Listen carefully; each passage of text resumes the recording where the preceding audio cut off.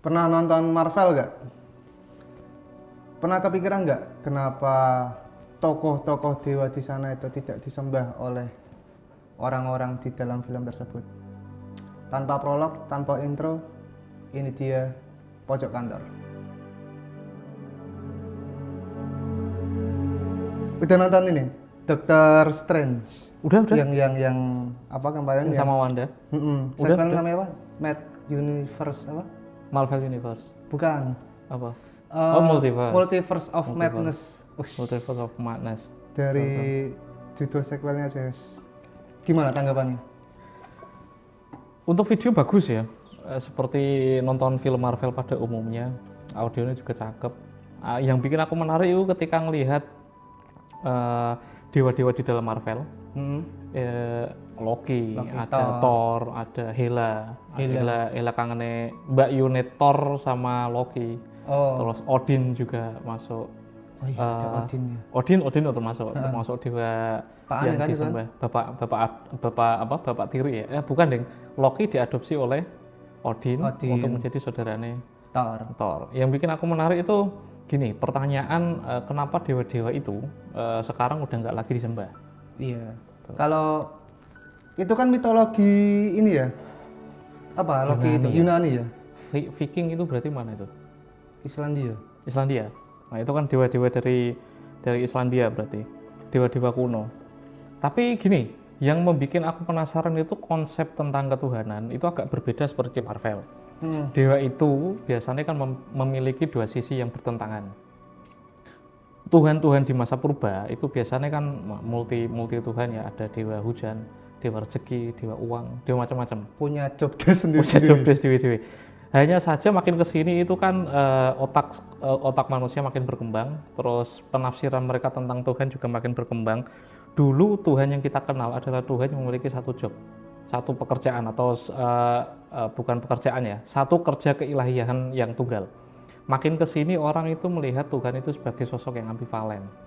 Dia di satu sisi D besar, di satu sisi adalah Maha Penyayang, di sisi yang lain sekaligus di saat yang sama dia juga Maha Penyiksa. Menariknya nonton film Marvel yang Doctor Strange kemarin itu uniknya di situ. Konsep ketuhanan atau dewa yang dulu ternyata bisa diadopsi menjadi entertain. Apa yang ngarannya? Sifatnya jadi kayak diputar balik gitu kan? Betul, waktu Loki diambil oleh Thor secara dadakan dan mau dikembalikan ke Asgard itu kan yang merebut Loki itu kan Iron Man. Nah, terus Thor datang, mereka berkelahi, ada Kapten Amerika sebagai penengah. Yang unik itu ketika Thor ditampilkan di dalam Marvel itu sifat keilahiannya udah hilang. Nah, itu bikin aku penasaran itu manusia apakah punya konsep ketuhanan yang berbeda yang makin berkembang. Dulu Thor disembah kan? Iya. Loki juga disembah, Odin juga disembah, tapi di film Marvel Odin meninggal. Loki juga meninggal di tangannya Thanos. Yang bikin aku penasaran itu proses manusia kenapa bisa semodern, tanda kutip modern, menyembah Tuhan yang tidak seperti di film Marvel. Pertanyaan kemudian adalah kenapa Thor, Odin, Loki tidak lagi disembah di masa sekarang? Nah, itu yang sebenarnya pengen aku cari dan pengen aku jawab tentang prinsip manusia dalam mengimani suatu hal gaib untuk membuat mereka nyaman. Kadang kan manusia itu mempercayai sisi keilahian yang tidak ia mengerti karena faktor kenyamanan. Iya. Faktor kenyamanan itu akhirnya apakah karena tidak bisa diperoleh lewat Thor atau Odin, akhirnya mereka mencari-cari Tuhan atau melogikakan sendiri atau membuat konsep ketuhanan yang sedikit berbeda, yang ambivalen tadi. Yang pasti sepanjang aku baca itu konsep ketuhanan di masa purba itu ya jobnya itu tunggal. Neng perusahaan saya apa? General Affair. General Affair, pengurus kabeh diurusi ini. Kabeh diurusi. Yang bikin unik ya itu, yang awalnya itu politeis, Tuhannya ada banyak dan mereka memiliki pekerjaan keilahian yang berbeda-beda dan itu cuma dimonopoli oleh Tuhan itu toh kan. Seperti di Yunani ada dewa di atas dewa itu ada Zeus. Punya anak haram Hercules. Punya anak Aries yang fokus di dewa peperangan, urusan perkelahian. Hera juga Dewi penghasutan. Dulu itu manusia itu merasa lazim ya ketika Tuhan itu turun ke dunia dan beranak pinak. Oh iya. Dulu itu lazim. Kan Orang Mesir memang kan enggak. menyerupai manusia juga kan dia pas turun ke Heeh. jadi ya mungkin dianggap sama mungkin. Sama, dan dalam kisah itu kan Hercules atau Perseus itu kan lahir melalui proses persetubuhan yang dilakukan oleh Zeus sendiri. Zeus, iya. Nah, konsep itu akhirnya kan mulai berubah tentang ketuhanan yang sekarang itu Tuhan tidak beranak, tidak diperanakkan Tidak juga diperanak, itu. Terus nanti itu yang bikin penasaran lagi yang muncul setelah nonton semesta Marvel sampai sekarang yang terakhir itu Doctor Strange itu makin taat seseorang ternyata tidak ada hubungannya dengan kesalehan dia dalam sosial, Keimanannya. dalam keimanan. Jadi kita mungkin saja mendapati banyak orang Muslim atau agama manapun yang ternyata juga melakukan korupsi, pembunuhan, perkelahian dan macam-macam. Itu yang membuat aku penasaran kenapa makin saleh seseorang atau makin religius itu tidak ada hubungannya dengan sikap mereka dalam Akhlak sosial. ya? Akhlak, betul. Udah dengar kemarin ada kecelakaan tabrak lari. Banyak kisah ya, itu bisa dikaitkan juga sama apa konsep tadi bahwa keimanan seseorang belum tentu linear atau berhubungan sama kesalehan atau akhlak dia. Kasus tabrak lari, menabrak orang, udah ngerti agama melarang, semua agama melarang. Menyakiti manusia tanpa hak itu kan larangan, apalagi sampai membunuh. Dan dia kabur Nah, itu tanpa pengaruh alkohol. tambah ini kan kayak wis biasa tidak Biasa. kayak memaklumi. Mm-mm. Kayak aku nabrak ya wis lunga. Dan kadang-kali kalau pelaku apa tabrak lari itu, mereka itu kabur bukan karena takut bahwa ini dosa, takut dicekel polisi. Iya. Hukuman duniawi. Mereka lebih menakutkan hal itu. Dan seringkali aku punya banyak teman ya, beberapa peristiwa tuh kayak gini, Tam. Katakanlah aku punya motor baru, kayak minjem. Oke. Awakmu kecelakaan. Yang aku pikirkan bukan kesehatanmu, Motor. motorku. itu hal yang paling aneh loh. Yang motor itu kan perkara duniawi ya. Iya. Sementara awakmu kita teman lama, tapi ketika dengar anak kecelakaan ya aku pikiran malah aset tuh. Soalnya yang bener-bener impact kan motor itu. Kancamu kan ya wis kowe iso dirawat. Sing ngrasani lara ya kowe. Tapi motor kan aku. Iya sih, itu yang bikin aku penasaran. Salah satu kenapa aku bertanya kenapa orang itu makin saleh atau mungkin punya agama tapi belum tentu dia saleh ya seperti itu. Banyak aspek lah ya. Penasaran nggak untuk hal itu loh, untuk kasus itu loh ya? Iya. Dan lebih sayang ke motornya itu kan juga aneh. kan banyak juga ya misal kayak yang kriminal sekarang nggak ini ya oknum ya. Jadi banyak yang dilakukan oleh orang-orang yang di lingkungan keagamaan kayak kiai-kiai kan sekarang banyak ke-up baru kayak akhir-akhir ini baru yang ke-up banyak masalah-masalah pencabulan ke santri-santrinya kayak gitu. Nah itu memang urusan kriminalitas semuanya kan memang seharusnya kita berlaku adil. Yang membuat kenapa mungkin lembaga pendidikan agama ketika melakukan kriminalitas itu akhirnya diperbincangkan publik dengan sangat-sangat besar dan juga media mengamplifikasinya itu kan karena ada faktor agama. Iya, itu pencabulan tadi. Itu kan banyak ya, pencabulan itu banyak. Jadi ekspektasinya orang loh, kenapa dengan ilmu yang seperti itu kenapa masih melakukan kejahatan yang.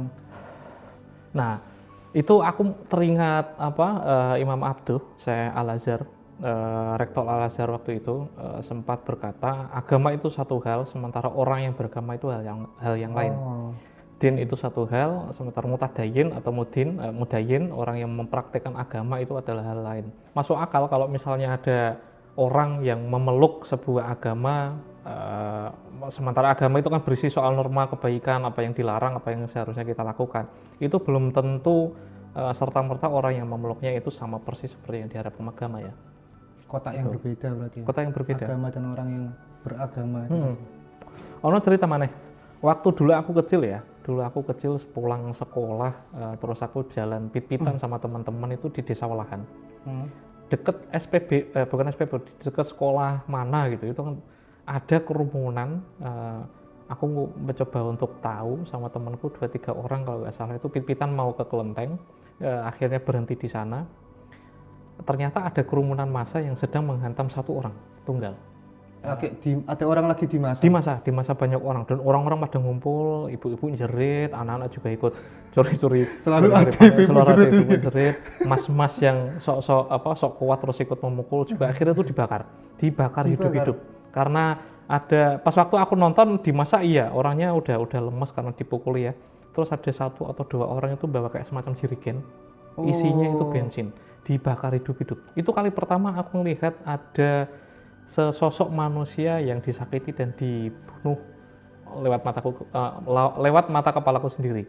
Nah, trauma ada. Makin kesini aku menemukan ya bahwa jiwa beringas itu manusia itu tetap ada. Dan aku mempercayai dendam itu fitrah. Kalau misalnya ngomong masalah fitrah manusia kadangkali itu kan baik. Iya. Nah, makin kesini aku tidak mempercayai konsep itu. Pada dasarnya manusia itu buruk. Mereka pendendam, tapi untuk melakukan kebaikan manusia itu perlu dituntun. Ya, oke. Nah, aku yakin orang yang memukuli maling tadi, entah maling motor atau apa terus di masa warga itu, mereka yang memukul itu tidak ada satupun yang berusaha untuk menegakkan kebenaran. Mereka itu merasa terfasilitasi saja kebengisan mereka dalam memukul, melihat orang sampai terkapal-kapal oleh pukulan mereka itu ada rasa puas. Jadi fitrahnya yang tadi keluar. Kemungkinan fitrah manusia itu ya kebengisan. Itu akhirnya ya aku ketika ngelihat ada sosok orang suci misal atau orang ulama melakukan kekeliruan itu akhirnya aku tidak mengalami kekecewaan yang begitu besar.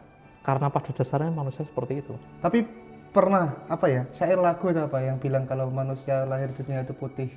Bukan saya, itu hadis. Pokoknya setiap manusia yang lahir itu dalam keadaan fitrah. Itu perlu pembahasan yang cukup panjang ya, karena itu kan berurusan dengan teks sama penafsiran. Karena ini hadis berarti kan kita bicara sama ulama penjelasan dari ulama hadis tentang hal itu. Tapi menurut kacamata sains sajalah ya, kacamata sains itu melihatnya ya memang itu pada dasarnya manusia itu ya bengis. Untuk menjadi baik itu perlu dilatih. Aneh itu sangat kebiasaan juga. Jadi kalau misalnya aku kan punya anak, kamu juga punya anak. Anak kita itu pada dasarnya itu gampang melakukan menyakiti orang, berteriak. Teriak karena nggak dituruti, senewan gitu loh. Tapi untuk mengajarinya kebaikan itu perlu dilatih. Untuk hal-hal yang sifatnya buruk itu tanpa dilatih pun anak itu udah bisa. Iya. Ya, itu yang masuk ke logika itu. Jadi kenapa kalau keburukan tuh tanpa kita latih pun dia tahu udah bisa. Manusia itu pada dasarnya bengis. Untuk menjadi baik itu perlu latihan, itu aneh tuh. Aku sampai sekarang pun kaget dengan hasil penelitian itu, karena itu dilakukan oleh seorang pakar menggunakan eksperimen, dilakukan berkali-kali. Sains itu kan intinya kan difalsifikasi ya, dia harus bisa disalahkan. Karena setelah kali beberapa eksperimen itu hipotesanya itu ternyata sama, akhirnya orang menyimpulkan kalau manusia itu ya bengis. Untuk menjadi baik perlu latihan. Jadi betul kayak pedoman agama. Makanya, nah dari sana itu bisa kita tarik agama itu muncul salah satunya ya untuk membenahi jiwa-jiwa bengis. Iya. Bengis dari lahir ya, udah bisa jahat, berpotensi jahat itu sejak lahir, makanya agama turun untuk mengontrol itu. Yang bikin aneh itu, yang bikin unik lagi sih bukan aneh, itu ketika manusia makin kesini itu merumuskan konsep Tuhan. Ya mungkin bagi orang religius konsep ketuhanan itu kan lewat bimbingan wahyu, lewat nabi. Tapi kadang-kali orang-orang yang tidak percaya dengan agama, orang agnostik atau ateis itu kan melihat bahwa orang makin kesini memiliki pola yang berbeda atau makin berkembang tentang ketuhanan itu karena faktor budaya, faktor mungkin literatur, kecakapan otak, sama seprimitif dan semodern apa orang-orang itu mendapati yang dulu seharusnya itu lewat campur tangan Tuhan karena mukjizat, sehingga akal manusia tidak bisa menggapai dan memahami itu. Teknologi makin kesini makin muncul, kan juga muncul orang-orang yang akhirnya tidak mempercayai agama sebagai jalan hidup. Tuhan percaya, tapi agama enggak. Nah, yang bikin aneh itu kenapa banyak orang mungkin di Eropa mungkin ya, atau di Barat itu kan tren agnostik itu kan makin berkembang. di Indonesia atau paling tidak di Asia itu kan nggak sama seperti Barat. Mungkin karena mereka mendapati ya tadi hal-hal yang sebelumnya yang manusia purba itu tidak menemukan teknologi untuk menjawab suatu hal yang tidak bisa mereka nalar. Cara paling mudah untuk mengerti hal itu adalah berarti ada campur tangan gaib di sana. Gaib itu mereka tafsiri sebagai yang maha pengatur, yang maha yang bisa melakukan apa saja. Nah, waktu di zaman purba tugas-tugas Tuhan itu dibedakan oleh Tuhan-Tuhan yang berbeda. Makin ke sini makin menyempit dan muncul 3 agama Abrahamik. Ya, yang sampai kita kenal sekarang itu berarti kan Yahudi, Islam sama Kristen itu. Nasrani. Makin modern seseorang pasca industri mekanik setelah mereka mengerti bahwa dunia itu bisa direkayasa lewat mesin. Tren untuk tidak memeluk agama atau tidak mempercayai agama sebagai jalan menuju Tuhan itu ya cuma di Barat. Bedakah tidak memeluk agama dengan tidak percaya Tuhan? Beda ya, kalau misalnya istilah kalau ateisme berarti kan itu tidak, ateis itu Tuhan ya. Ada orang yang tidak memeluk agama tapi mempercayai Tuhan. Itu konon kan ada gosip bahwa Albert Einstein, konon dia mempercayai bahwa ada campur tangan Tuhan. Keteraturan dan ketidakaturan di alam semesta itu tidak mungkin dikendalikan atau diciptakan oleh sosok atau zat yang tidak mengerti hal yang kompleks seperti ini. Tapi untuk urusan agama, itu belum bisa. Belum. Berarti belum tidak menyangkal kalau ada campur tangan hal gaib itu tadi ya? Ya, campur tangan Tuhan itu ada, tapi tidak mempercayai agama sebagai jalan keselamatan. Jalan-jalan keselamatan dan pedoman. Tapi balik ke Marvel tadi ya, soal bagaimana orang-orang di universe-nya itu memperlakukan dewa-dewa. Itu aneh itu, makanya aku sih mempercayai nih misalnya orang-orang Barat itu tidak lagi memposisikan Tuhan sebagai hal yang sakral ya. Kalau di Indonesia enteng ngomong elek sidik ya, itu bisa di penjara ya. Di sana dianggap hero. Maksudku apa yang dilakukan Marvel menempatkan Tuhan-Tuhan di masa lalu seperti Thor, Odin yang sangat lucu di film-film mereka, itu kan kayaknya nggak mungkin. Scene komedinya juga. Scene komedi, terus di 2012 dulu ada film soal Noah juga. Yang itu kan agama Abrahamik semuanya paham siapa itu Nabi Nuh. 3 agama yang kita miliki, yang paling populer Yahudi, Kristen sama Islam mengenal semua tentang Nabi Nuh. Barat ya bisa melakukan itu karena mereka itu kayaknya memang memang tidak begitu mempedulikan aspek agama ya, namanya sekuler ya. Mereka kan memisahkan antara agama sama negara. Jadi apa yang menjadi kepercayaanmu terhadap suatu hal gaib itu ya urusanmu. Selama masjidmu tidak toaknya tidak mengganggu kanan kiri, itu tidak akan menjadi masalah. Makanya di Amerika itu atau di Barat ya, masjid itu bisa ditutup karena suara toaknya itu mengganggu 1-2 tetangga. Tapi jangan salah juga, gereja itu juga bisa ditutup karena lahan parkirnya mengganggu atau menyalahi tetangganya. Ya Amerika seperti itu, terus di Barat ya seperti itu. Mereka tidak apapun yang bersifatnya sakral itu privat. Gak ada ormas yang ngatur parkiran gereja. Di sini kan kita tahu siapa penguasanya.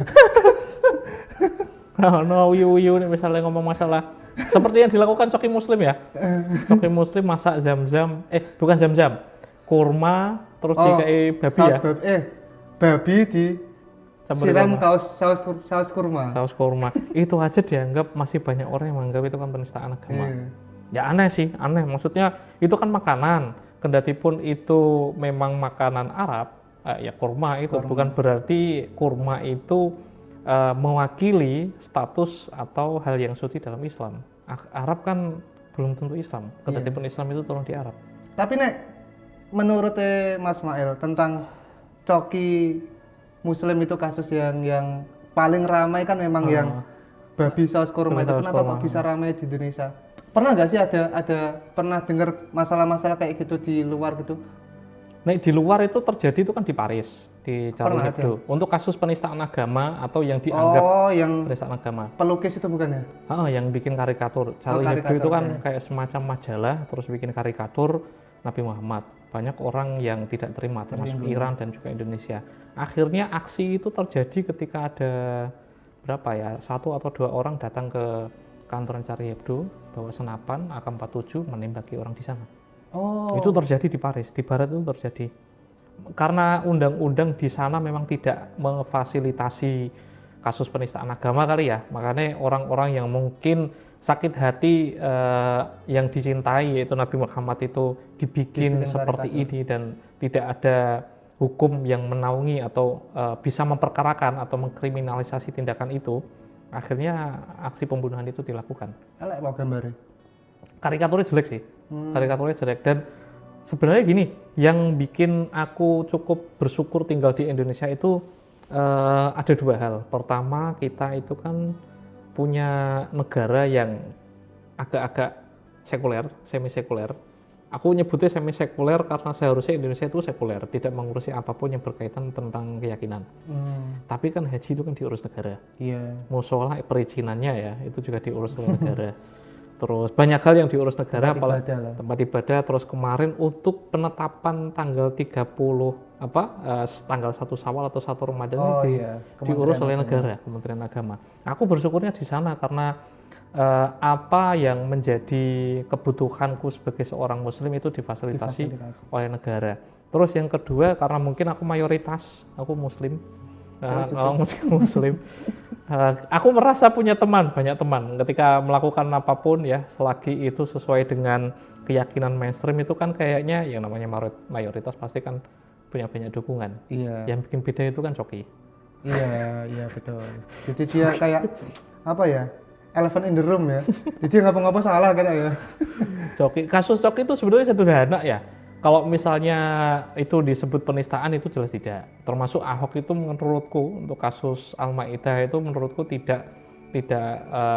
bukan termasuk penistaan agama. Kendatipun MUI itu memutuskan bahwa yang dilakukan oleh Ahok itu penistaan agama. Menurutku enggak, karena gini. Yang dilakukan misal Coki, dia kan berparodi, dia berkomedi lah ya, dia berkomedi, memberikan konteks komedi bahwa hal yang kurma terus dikasih babi itu kan dua hal yang bertentangan. Tapi itu memang itu tadi memang salah satu konsep komedi kenapa orang bisa tertawa adalah menempatkan sesuatu tidak pada tempatnya. Betul. Komedi kan absurd ya. Iya, jadi kayak misal ada babi disiram kurma, itu memang itu lucu. Salah satu konsep komedi, sesuatu yang tidak pada tempatnya. Nah, hanya saja orang-orang di Indonesia kan tidak memiliki selera komedi yang bagus. Apalagi Coki itu atau Muslim itu memakai dua hal yang bagi orang telinga muslim di Indonesia sangat akrab. Iya, yang ditabrak sesuatu yang ini. Andai kan dia itu nggak pakai kurma, mungkin permasalahan penistaan agama itu nggak terjadi. Iya. Tuh. Tapi memang konsepnya mungkin itu dua hal yang sangat bertentangan itu tabrakan apa ya? Kalau misal nggak kurma ya apa ya? Ya selain kurma lah, tapi nggak ada kurma pun nggak asik kan. Memang Coki sama Muslim kan dia sangat suka sama komedi atau hal-hal yang agak curang. Pakai istilah stand up komedi yang agak curang ya. Memang ini kayak nyari yang deket-deket sana. Nah, betul. Keluarlah itu kurma. Dulu banyak sih kasus penistaan seperti itu yang awalnya memang tidak. Kalau misalnya objektif pakai hukum positif itu bukan penistaan agama. Aku nggak ngerti kenapa sampai ada putusan ya itu disebut atau divonis sebagai penistaan agama. Instrumennya nggak cukup soalnya. Komedi punya konteks kan? Komedi punya konteks. Kendatipun pada akhirnya menyebut nama-nama tokoh suci di dalam agama manapun, kendatipun tidak harus Islam, kayaknya komedi itu punya pagar ya. Aku pengen nanya ke awakmu juga, komedi seharusnya itu kalau di Barat itu selesai lah ya, komedi apapun agama pun dibuat jokes. Kalau di Indonesia kayaknya nggak mungkin kan? Berakhir cuman guyon bro, sudah selesai. Jadi nek di luar bahkan ya kalau orang roasting itu di sana ini Pak parah ya. Jadi bawa ya itulah. Tapi yang bahkan di sana itu orang-orang luar ya, kita sering lihat ada orang cosplay jadi Yesus. Betul. Joget-joget pakai. Iya, cuma ya gondrong sitik Yesus. Nah, itu kalau misalnya dilihat orang Indonesia yang makin religius, dan aku mensyukuri kenapa Indonesia tidak seberingas itu mempermalukan atau cosplay sebagai Tuhan, yaitu karena sebagai seorang Muslim kan, ini subjektif sih, sebagai seorang Muslim memang harusnya itu punya beberapa hal yang dihormati. Ada yang Meskipun sakral itu banget. abstrak, Pak, menurut kacamata barat mungkin itu seabstrak keyakinan orang tentang Tuhan, tentang apa simbol-simbol agama, nabi mungkin apa kayak mungkin di Kristen juga tentang Yesus ya. Aku banyak menemui di Twitter, nah itu kan ruang yang paling asik untuk bicara dan paling iya, ngomong bebas masalah kayak viral. Orang-orang Kristen di Indonesia itu cukup slow ketika Tuhan mereka itu dibikin jokes. iya.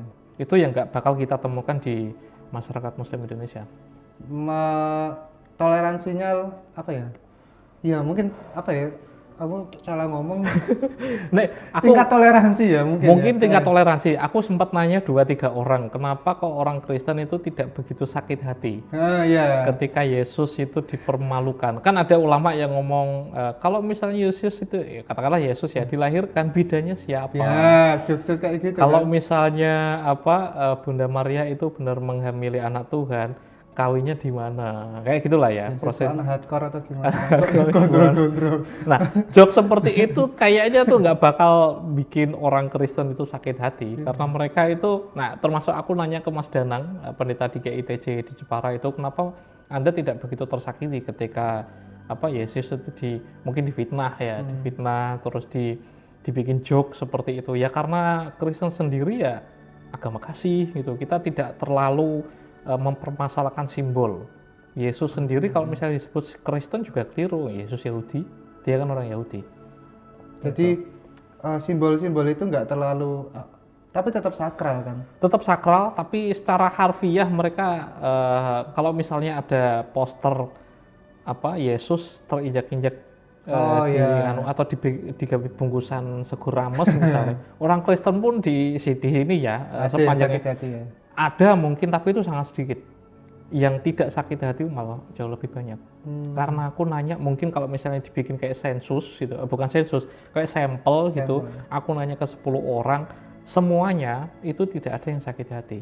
Bahkan kalau di Twitter kayak ada akun-akun atau ada Katolik garis lucu, udah banyak ya kayak nggak hanya itu, ada Islam garis lucu pun ada. NU garis lucu, NU garis lucu, Muhammadiyah garis lucu, Katolik, Protestan, Yahudi garis lucu ada. Yahudi garis lucu ada. Ada, Konghucu garis lucu ada, Buddha garis lucu pun ada. Mereka membuat seperti Marvel, punya Marvel Universe, mereka punya garis lucu Universe. Para adminnya ngumpul di WA dan semuanya tampil sebagai anonim untuk ngobrol hal-hal yang sifatnya pertentangan di dalam agama masing-masing itu ternyata bisa disampaikan secara parodi dan humor. Betul. Nampaknya itu yang paling asik ya untuk bicara soal agama, misal paling asik memang ngomong masalah humor. Memang itu sih media menyampaikan yang kayaknya lebih bisa diterima kan ya komedi. Humor. Cuman itu batasnya sangat tipis. Sangat tipis. Kalau misalnya dulu Bian awam pernah kecil, aku juga pernah kecil. Kita tinggal di kabupaten yang sangat religius. Pengajian yang paling ramai itu adalah pengajian yang DI-nya lucu. Iya. Meskipun materinya itu ya biasa, mengajak kebaikan. Yang di ibtidah atau madrasah kita pasti mendapatkannya. Tapi kalau misalnya ada lucu, pasti ramai. Nek rak lucu biasanya dia punya kayak tembang-tembang, ada lagu-lagunya sholawat. Iya, jadi sangat khas NU itu. Emang harus ada sisi entertainnya. Nah, yang bikin aku penasaran itu ketika komedi pada akhirnya kasusnya itu seperti Coki. Terus Panji kan juga pernah sama. Pernah kasus penistaan agama. Makin kesini orang Indonesia khususnya yang masyarakat Muslim itu kan rada sensitif. Tingkat sensitivitasnya kalau misalnya agama mereka disebut apalagi sampai dikomedikan itu sangat tinggi, entah kenapa itu makin kesini makin religius. Indonesia itu tidak seperti Barat, makin kesini orang itu makin religius. Dulu itu aku nggak pernah mengenal apa namanya ta'aruf, nggak pernah mengenal apa namanya hijab. Secara harfiah dalam bahasa Arab itu iya ada, tapi itu bukan kalimat yang lazim untuk mengenal calon istri itu nggak ada. Aku mondok suwi, tapi istilah itu muncul ya baru-baru sekarang. Dulu ngertiku istilahnya cuma jilbab. Makin kesini kan ada hijab. Dulu orang istilahnya taubat nasuha. Sekarang udah dilembagakan menjadi hijrah kan. Menjadi semacam gerakan yang kayaknya kalau nggak melakukan itu kita akan jadi sengsara. Fase hidup. Nah, anak-anak remaja alay hijrah. yang bikin gemes itu ketika anak-anak hijrah itu setelah mereka mengakui diri, self proclaim gitu, mengakui bahwa mereka telah hijrah. Dulu itu yang salah itu kan dirinya. Aku bersalah, aku melakukan dosa. Setelah hijrah, orang lain semuanya salah. Pacaran juga salah, melakukan ini itu semuanya salah, tidak menutup aurat secara sesuai pandangan mereka juga salah, semuanya sebenarnya salah. Yang nggak salah itu dia, Dok. Yang bikin aneh itu, yang bikin aku gemes ya itu personal sih ya. Yang bikin aku jengkel sama gerakan hijrah ya itu. Ketika mereka kesalehan mereka ya, pertobatan mereka ya harus aku akui. Orang muslim Bagus kan, manapun harusnya. bagus, spiritnya itu kan kita acungi jempol. Tapi ketika udah ada kekonyolan yang dulu sebelum hijrah itu yang salah adalah dirinya. Setelah hijrah kok dia mulai menyalahkan orang lain, menurutku bukan suatu hal yang layak untuk Kayaknya kalau diteruskan. hijrah cukup sampai dirinya saja kayaknya. Iya. Iya. Tidak perlu, wah ya sudah. Orang lain kayak di Instagram kita sering temui sekadar mengingatkan. Anak hemat ngene kudu sekedar mengingatkan, mohon maaf. Iya. Kayaknya dia tuh merasa terdorong, entah mungkin mendapat ilham bahwa lewat tangannya itu orang-orang itu harus saleh. Semua hal itu harus dia komentari dan diajak menjadi baik gitu. Mungkin dia mikir setelah dia merubah dirinya, dia harus merubah dunia. Merubah dunia, alam semesta harus bergerak atau sesuai dengan persetujuannya.